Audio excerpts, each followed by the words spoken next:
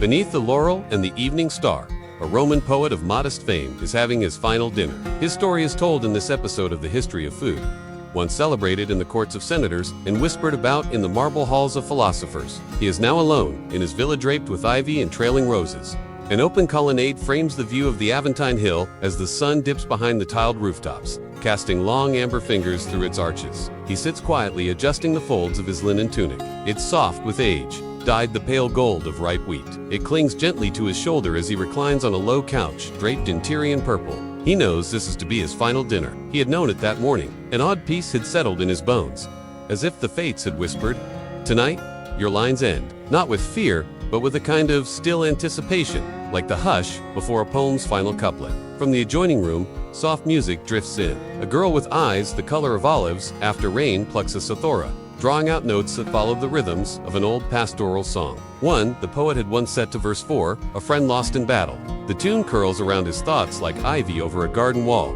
His eyes drift to the evening meal laid before him, a peacock egg nestled in spiced honey, small loaves infused with rosemary, grilled dormice, their crisp skin crackling under a dusting of pepper and cumin, and there, in a painted dish, the unmistakable scent of garum, that peculiar Roman condiment made from fermented fish. It's pungent, salty, and he had once claimed in verse more Roman than the Senate itself. He chuckles quietly at the memory. "Ah, garum," he murmurs, "you'll outlive us all." As he dips a piece of bread into the sauce, he lets his mind drift. The flavors are strange and sharp, yet familiar, the kind that only a Roman tongue could love. He thinks of a line from one of his rivals. The poet dies only when the last reader forgets his name. And yet, he thought with a soft smile, even that reader must someday die, too. Everything was fleeting, and that was beautiful. A sudden memory comes to him, a boy chasing a hoop through the forum, his own voice shouting after him, young and careless. A kiss behind the baths of Caracalla, wine-soaked lips, and laughter. A rainy afternoon spent scribbling verses on a wax tablet that later became his most celebrated work. All of it, layered now, like palimpsest, on the walls of his mind. He reaches for his cup once more. The last of the wine is warm from his hand. He takes a sip and lets the sweetness pool behind his teeth. The candlelight dances in his eyes, and as the cithara's final note fades, he whispers to the sky. So ends the first stanza. Then he closes his eyes. The end. Hey everyone, if you enjoyed this episode, be sure to check out more stories from the history of food. See you next time. Part 2. Shadows and laurel smoke. The flame of the nearest candle had shortened, guttering slightly in the breeze that curled through the open courtyard. Somewhere in the distance, a fig branch tapped rhythmically against the plastered wall, like a quill paused against parchment, awaiting the next word.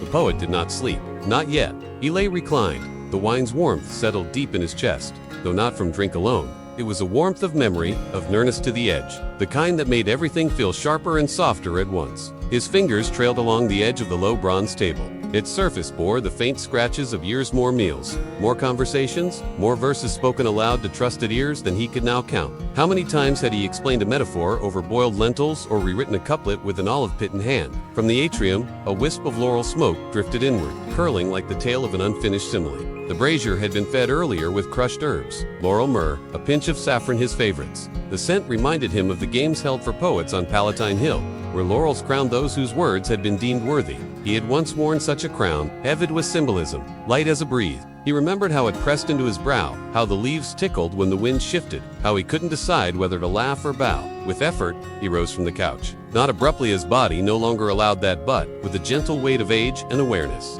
A thin woolen cloak, woven in faint hues of green and rust, was draped nearby. He pulled it over his shoulders. The fabric cooled against his neck.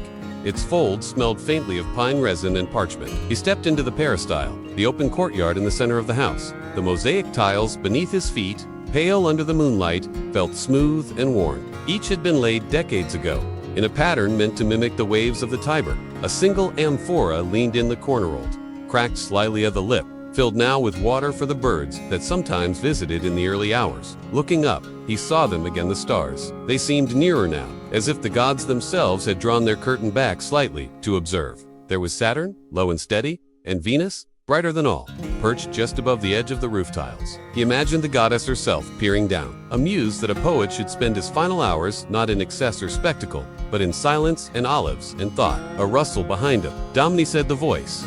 Softy's old friend and attendant, Lucius, stood with a small clay cup and a folded blanket in his arms. "For your hands," he said, offering the cup lukewarm mulled wine, laced with honey and a dash of cinnamon bark. and the blanket, woven decades ago by a woman the poet had loved in his youth. Frayed now at the corners, but still soft as the sky before dawn. The poet took both with a nod and gestured to the stone bench near the myrtle tree. He lowered himself there, the cool stone pressing through the wool, grounding him. Lucius sat at a respectful distance. A moment passed before the poet broke the quiet. "Do you remember the dinner at Gaius' villa?" he said, "when that Etruscan philosopher insisted the soul lived in the liver?" Lucius smiled gently.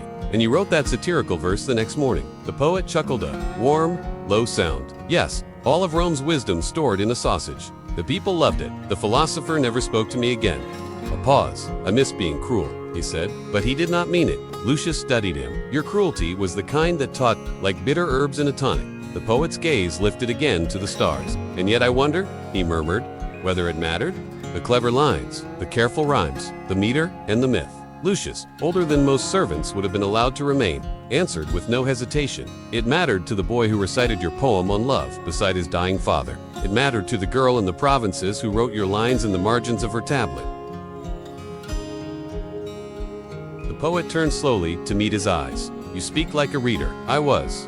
Before I became your cook," Lucius said, and then added with a wry smile, "and after." A breeze stirred the laurel branches, and one brittle leaf tumbled to the floor. The poet watched it turn, tumble, then come to rest near his foot. "Do you think the gods care for poets?" he asked softly. Lucius answered without looking away. "I think the gods gave men poetry to keep them company when the gods grew quiet." The poet looked down at his hands, the skin thin now, but still capable of holding a stylus. He'd spent years filling wax tablets, scratching letters under lamplight until the flame gave out. How many thoughts had he buried, their half-finished stanzas, dedications to lovers, political jabs softened by metaphor? He realized suddenly that he hadn't written anything today. No epigram, no farewell verse, no final testament in dactylic hexameter. And perhaps that was right.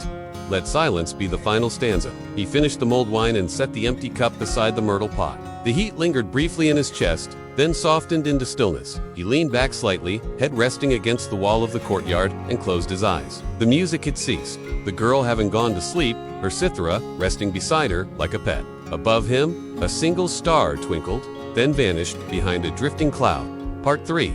Echoes in the marble dawn had not yet broken, but the light was changing. A faint blue-gray seeped into the edge of the sky like diluted ink on parchment. The city was still asleep, wrapped in its dreams and distant fires. But within the villa, the poet remained awake, suspended gently between memory and the hush of what was to come. Inside, the last candle sputtered out. Its wick gave a final sigh and curled inward, leaving behind a thread of smoke that curled upward into the rafters and disappeared. The poet was no longer in the courtyard. Lucius had guided him back in, quietly, gently, as one might guide a scroll back into its case. He now reclined once more on the familiar couch, his blanket pulled high over his legs. One arm rested across his chest, the other hung loosely beside him, fingers curled inward like a closed quotation mark. On a nearby table lay a bundle of worn tablets bound with leather cord, and beside them, a small bronze stylus. He had taken them out briefly after returning inside, not to write, but merely to hold. The weight of them, the feel of their texture, was comfort enough.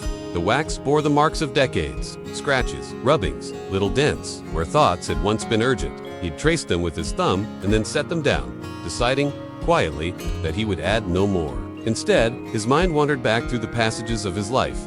Not in order, not clearly, but like one passing through colonnades, in early morning mist, glimpsing the outlines of statues half hidden in shadow. He remembered, suddenly, the marble echo of his footsteps in the library of Alexandria. It had been long ago before Rome fully swallowed the world in its red-bordered cloak. He had walked those halls with a hunger he could hardly describe. A younger man, thinner, faster, carrying a sack of papyrus scrolls and questions he thought the Greeks could answer.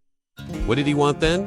Fame, truth, immortality. In Alexandria, he had found scholars and sailors, poets and slaves. But what stayed with him most was a statue barely taller than himself, chipped along the nose and carved in honor of a forgotten poetess. No name remained, only the inscription.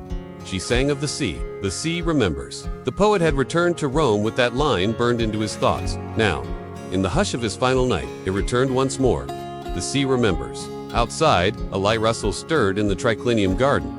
A breeze, no birds. The earliest ones, sparrows, maybe, or the cheeky blackbirds that often came to peck at crumbs from his plate. He had once written a small poem about them, how they stole olives and dodged the wrath of the cook with the skill of politicians.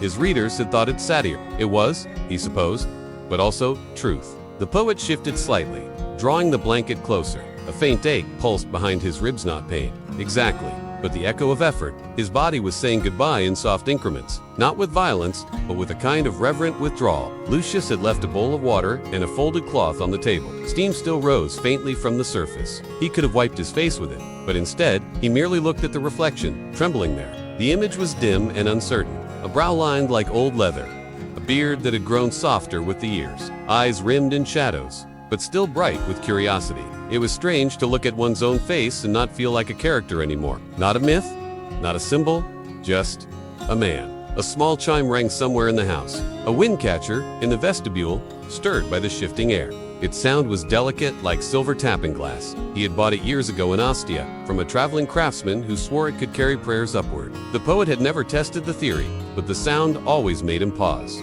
He closed his eyes again. Thoughts drifted. He remembered the taste of roasted pine nuts crushed with honey, the weight of a lover's head on his chest, the strange Roman custom of tossing bones onto the floor at feasts, how he once slipped on one and fell, laughing, into a senator's lap. The senator did not laugh.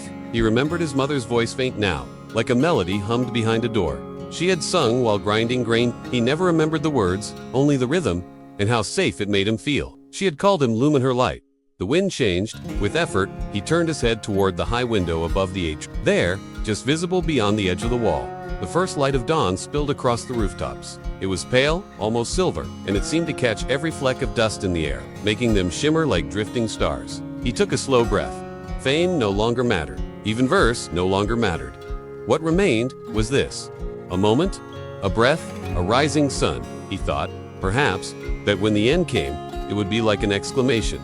A bright, decisive final line. But now he knew the end was a pause, a comma, a single heartbeat of stillness. And then, something else. He raised his hand just, barely, and traced an invisible word into the air. Gratis, grateful. Part 4. The weight of silence. The light now crept in slowly, like a careful visitor. It filtered through the slats of the wooden shutters, casting long, soft bars across the floor of the triclinium. The poet lay still, wrapped in the quiet presence of morning, as if the villa itself were holding its breath. Lucius had risen before the birds, this time his steps muffled on the polished stone as he carried in a bowl of pomegranate seeds and a fresh cup of warm milk spiced with bay leaf and honey. A final kindness. The poet had once written that mornings are made of milk and memory. He had not meant it to be taken literally, but here it was, warm and real and in his hands. He did not speak as Lucius approached, but their eyes met for a moment. The silence between them was deep, not empty. It was the silence of two old men who had long outlived conversation. What needed saying had long since been said in words, in gestures, in the sharing of olives and winners. Lucius placed the tray beside him and, with practiced ease, adjusted the folds of the poet's blanket, tucking the edge beneath his arm. Then, with a bow so slight it was almost a breath, he left. The poet's fingers curled around the clay cup. The milk was warm, its scent delicate and sweet, like the breath of spring evenings spent among blooming He sipped slowly, each swallow quiet and deliberate. Somewhere in the courtyard, a cicada had begun, its slow morning rhythm soft at first, then rising in delicate waves. It was early for cicadas, but not impossibly so. Perhaps it, too, had been stirred by the feeling that something was changing. He leaned his head back slightly and looked toward the painted ceiling. It was old, cracked in places, but still bore the faded image of a laurel wreath encircling the god Apollo. His lyre held high, rays of light curling from his hair. The mural had been painted when the poet first moved into the house, back when his fame was fresh and his fingers always inked. At the time, he had thought it clever, a tribute to the patron of poetry. He had joked that if Apollo disapproved of his verses, at least the god would fall on him from above. Now he looked at the god with different eyes. Not as a protector, not even as a symbol, but as an echo, a reminder of who he had once tried to be. He closed his eyes and listened to the sounds of the morning, as if they were lines in an unwritten poem. The creak of the kitchen door as Lucius moved through it, the soft clatter of Aunt Berry in the storage room, the distant voices of two women selling figs down the street, the flutter of wings as a bird landed on the rooftop, then took off again. Each sound landed in him gently, each one a thread, tying him to the world one last time. His thoughts turned inward, spiraling like incense smoke. He thought of his father, a stonecutter, who never read his son's poetry, but once traced his name on a public plaque with pride. He thought of a friend who died young in Gaul, whose letters were tucked away in a drawer somewhere, unread for years. He thought of a girl with red-stained lips and violet eyes, who once taught him the names of every herb in the garden, then disappeared into marriage and silence. and he thought of his own versus some clever, some clumsy, some shining like glass in the sun. He wondered how many would survive. Perhaps a few, one ode, maybe a funeral elegy that schoolboys would memorize, misquote, and scribble beside drawings of ships and gladiators. It didn't matter now.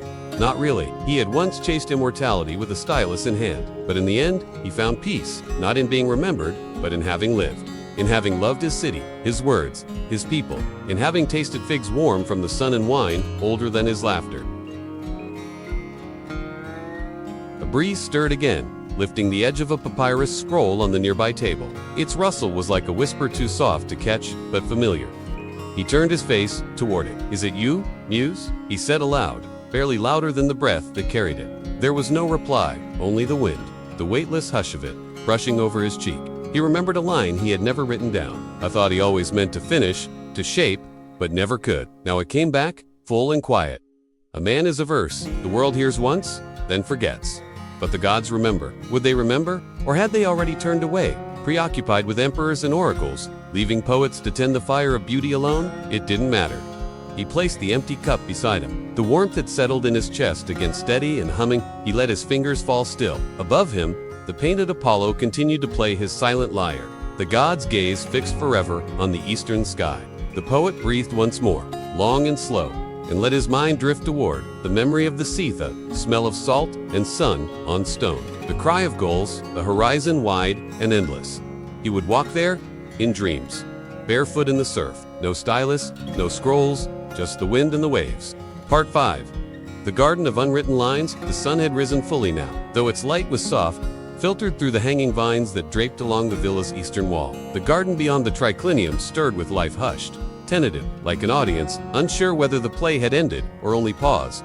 Lucius stood at the threshold, silent. He did not enter. He watched the poet from a respectful distance, noting the way the blanket had slipped slightly from one shoulder, how the cup had been placed neatly to the side, finished, but not discarded. The stylus lay untouched. The tablets closed. Nothing else had been written. Still breathing, Lucius noted, but softer now, shallower, as if the body were slowly teaching itself to let go. He retreated, quietly, to the small kitchen to prepare the morning offerings. Not to the gods, though they too would receive their share, but to the garden. It was a small ritual between him and the poet. Every morning, a libation of water and wine poured over the roots of the laurel and olive trees, breadcrumbs scattered for the birds, a slice of dried fig for the ants. The poet had once said, with a wink, that to feed the ants is to earn the favor of Persephone. Lucius wasn't sure whether that had been a joke, a superstition, or a poem. But he did it still, carefully placing the fig at the foot of a sun-warmed stone, where tiny black bodies would find it within moments. Even now, it pleased him to imagine the ants blessing his household in return. Inside, the light had shifted again, casting dappled golden patterns across the floor. The poet stirred faintly. His eyes opened, slow as dusk. He was not surprised to find himself still there, still held in the body like a river held in its bed. The night had passed gently. No final breath, no sudden release, just a slow easing. A quiet For the first time in many years, he did not feel the need to write. The itch in his fingers had gone. The words, always waiting just beneath the surface of his skin, had softened into silence. And yet, as he gazed across the room, his eyes found the garden green, warm, alive. He remembered planting it. It had been barren ground once, littered with shards of amphorae and broken roof tiles. He and Lucius had cleared it by hand. Stone by stone, root by root, they brought in fresh soil, planted herbs and fig trees. A laurel, of course. The poet had insisted. It must be a place of reflection, he had said, and of growth. And it had been. In this garden, many lines had first taken shape. He'd paced beneath the fig tree, tasting the wind, plucking at ideas like fruit from a branch. When he could not write, he watered the rosemary. When grief overwhelmed him, he spoke aloud to the myrtle bush, as though it were an oracle. How many lives had passed through this garden? A slave girl who once sang lullabies to the potted basil. A friend who brought wine and never left. A young man who had read from Homer, trembling with reverence, his voice cracking like olive bark. And lovers, yes, a few who leaned close beneath the moonlight. Their words soft, their touch softer, all of them still here, somehow tucked into the leaves. The poet felt the coolness of the morning air on his cheek. He inhaled deeply, rosemary, olive, and the faint sharp tang of last night's garum lingering somewhere in the shadows. He spoke not loudly, not to anyone in particular, but because the silence had begun to feel like an echo chamber, waiting to be broken. "I have no last lines," he murmured. "No grand epitaph, No dramatic farewell. Just the garden. Just this. He thought of a line he had once dismissed as too simple. Let the leaves carry what the tongue cannot. Perhaps now he understood it. Lucius returned then, carrying a small platter, a single boiled egg, a piece of bread, a bowl of dates, not for sustenance, but for ritual. He placed it gently beside the poet, then sat on the floor, his back resting against the painted wall. I remember, Lucius said, after a long silence, when you wrote a poem about a gladiator's dog. The poet's lips curled faintly, named it Rufus. You said he fought braver than the men. Because he did. They both chuckled softly. The sound was tired, but warm. Lucius continued, eyes distant. You wrote of gods and emperors, but your best lines were about smaller things. Bread smoke, ink stains, garlic. The poet turned his head slightly to face him. You were always my best audience. Lucius smiled without looking up. Then you should know. I'll remember the garlic. Time passed, not in minutes, but in the changing of the shadows. The way the sun moved across the mosaic tiles, the slow settling of the house into stillness. The birds had finished their chorus. The garden had returned to quiet. The warmth of the morning grew. The poet's breath came slower now, more space between each rise and fall of his chest, as if each breath asked permission before it came. He looked once more toward the open shutters. A butterfly danced briefly past, a gold-winged thing. It hovered above the laurel bush, then vanished. He whispered, beautiful. Not to Lucius, not to the gods, to no one, to everything. He closed his eyes and rested. Part 6. Between Earth and Sky. The villa had grown hushed, in that peculiar way that homes do when they sense a soul beginning to slip away, not, but reverent, as though even the walls knew to soften their creaks and let time breathe. The poet no longer moved. His body remained nestled among familiar things. The folded blanket with its worn edges, the faint scent of fig leaves clinging to the hem of his robe, the shallow clay cup still damp with the memory of milk. He lay as he had always loved to write in stillness, with the window open to the sky. Lucius sat nearby. He hadn't spoken in some time. His gaze stayed steady, fixed gently on the poet's chest, rising and falling, now like the last lines of a fading verse, barely there, but not quite gone. The old servant's hands rested in his lap, fingers loosely clasped. He had seen death before on the road from Hispania, in the crowded slums of Suburra, in the shadowed halls of patrician houses where marble outlived flesh. But this was different. This was not tragedy, not violence, not grief in the sharp, tearing sense. This was a man laying down the final page of his own story with the same grace he had written all others, a kind of sacred yielding. Outside, the olive tree stirred, its leaves whispering in the morning breeze. The branches cast thin shadows that danced across the tiled floor. A single dove cooed from the rooftop. Lucius tilted his head slightly. The poet had once said doves were sacred to Venus, and that hearing them in the morning was a promise that the day would be gentle. He hoped the goddess still kept her word. On a nearby table, a scroll had been left open. Not one of the poet's own, but a favorite. A fragment from Sappho, translated long ago. The parchment bore faint lines in faded ink. Someone will remember us, I say, even in another time. Lucius reached out and traced the line lightly with his fingertip, as if to steady it. Then he looked back to the man who had been more than a master. A friend, a storm of words, a quiet fire. It had been years since they first met Lucius, barely more than a freedman, then carrying baskets of citrus from the port, his knees aching from the march. The poet, younger too, full of vinegar and idealism, had invited him into the villa for wine and arguments. Their friendship had grown not from power, but from shared solitude. They had buried lovers, watched emperors rise and fall, had their letters censored, survived a plague. But always, always there had been the words. And now, Lucius thought, they were done. No more lines. No more no more readings by lamplight. No more wax scraped clean in frustration. Only breath, and breath again. And then, a long pause. Lucius rose and stepped closer. The poet's eyes were half open, pupils soft and clouded as morning mist. His chest barely moved. His lips parted slightly, as though he were still tasting the air, or perhaps reciting something to himself, silently, in some interior garden where language still bloomed. Lucius leaned in, gently, placing a hand over the old man's domine. He whispered, "If you must go, go gently." The hand beneath his own did not tighten, nor did it pull away, but it was warm. Still warm. He knelt beside the couch and rested his head near the poet's shoulder, listening. A slow breath in, a slower breath out, and then, like a thread pulled gently from cloth stillness. The garden outside rustled again. A laurel leaf fell. A dove took flight. The wind changed, Lucius did not move at first. He simply remained, head bowed, one hand over the poet's, as if to keep the moment whole just a little longer, to preserve the silence as something sacred. Then, after a time, he sat up. He walked to the window and pushed the shutters wide, letting the full light of the day into the room. The sun spilled across the floor, golden and clean, touching the poet's feet, his hands, the silver streak in his hair. It was not mournful, it was warm and bright and whole. Lucius lit a small stick of myrrh and placed it beside the tablets. Then he turned and walked into the garden. The breeze lifted his robe as he stepped among the herbs. He knelt near the olive tree and began the ritual as he had done every day, for years. He poured the water first slowly, watching it sink into the earth. Then the wine just, a few drops, trickling like a libation from an unseen god. And finally, the bread. He tore a piece from the morning loaf and crumbled it between his fingers, scattering it onto the soil. But today, he did not place the fig for the ants. Instead, he carried it back inside and placed it gently beside the poet's hand. Let the dead feast, too.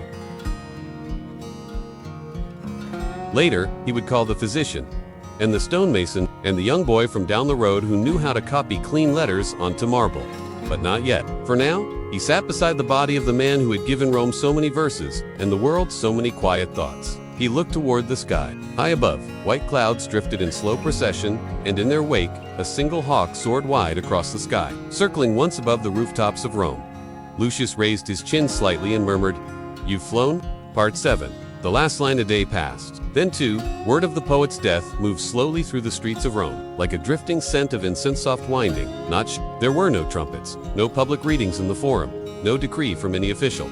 He had not died in glory, nor in disgrace. Simply, quietly, the way a flame dims when it's had its fill of wax. But those who knew those who were... A handful of old students arrived at the gate, their scrolls tucked under arms worn from teaching. A widow from across the Tiber brought sprigs of rosemary wrapped in linen. A boy with ink-stained fingers, not yet 20, knelt near the garden path and wept into the time. They gathered not out of obligation, but because they carried a line some single verse he had written that had stayed with them, like a charm tucked beneath the skin. And they wanted to stand in the presence of the man who had taught them to see beauty in small things. In wine cups, in cracked marble, in loess. Lucius met them each with a soft nod. He offered them bread, olives, and silence. It was the kind of morning the poet would have wanted. The body had been prepared in the old way, washed with rosewater, dressed in a simple tunic of unbleached wool, a laurel sprig tucked beneath his hands. Lucius had overseen every step himself. No procession, no hired mourners. Instead, a small litter carried by 4 men who had once recited his poems from rooftops and in taverns. They bore him through the streets at dawn, when the city was still rubbing sleep from its eyes and the sky had not yet settled on a color. The chosen place for burial was near the Appian Way, beneath a small grove of cypress. He had once said he wanted to rest where travelers might pause and remember not me, but the poem that softened their journey. Lucius had found the spot years ago simple, shaded, with a view of open sky. The gravestone was not grand. A plain slab of local stone, etched with care. It bore no dates, no titles, no catalog of accomplishments. Only a line 1, the poet had never published, spoken once in passing, and forgotten. In silence, I found the truest verse. After the burial, the small group returned to the villa. No one spoke much. They wandered the garden, sat in the atrium, touched the edges of worn tables and familiar walls. One of the students lingered in the triclinium, running his fingers along the edge of the couch where the poet had last reclined. He asked Lucius, softly, "Did he leave anything unfinished?" Lucius, who was arranging dried figs in a clay bowl, looked up. "Only life," he said. The boy nodded. He seemed about to speak again, but thought better of it. Instead, he bowed and turned to go. Later that night, Lucius found himself alone in the garden. A candle flickered beside the olive tree. The stars were out sharp, clear, unmarred by clouds. He sat on the same bench the poet had once favored and looked toward the laurel, now slightly taller than it had been. A few of its older leaves had browned in the heat of summer. Still, it stood steady. He reached into his tunic and pulled out one of the poet's wax tablets. He hadn't opened it since the day of the death. With slow fingers, he undid the leather cord and opened the cover. The wax was deeply marked, filled with layers of text and revision, most of it familiar. But on the final page, one short line had been pressed into the wax fainter than the rest, almost hesitant. Lucius read it aloud, his voice nearly breaking. "Leave the door open. I may return in the rain." A soft, impossible smile touched his lips. He closed the tablet gently and placed it back on the bench beside him. Then he looked to the sky. and for a moment no longer than a heartbeat he thought he saw movement in the stars. Not a god, not a ghost, just a quiet shimmer like the flick of a candle in the wind. By morning, the villa had returned to quiet.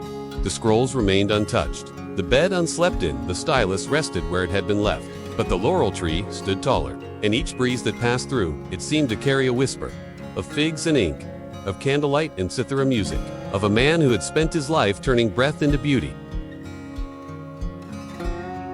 Some weeks later, a travella stopped along the Appian Way, drawn by the cypress grove. He sat to rest, noticed the stone, and read the single line carved there. He didn't know the poet, but the words struck him like the hush before dawn. He stayed a while, then stood, touched the cool stone once, and continued on.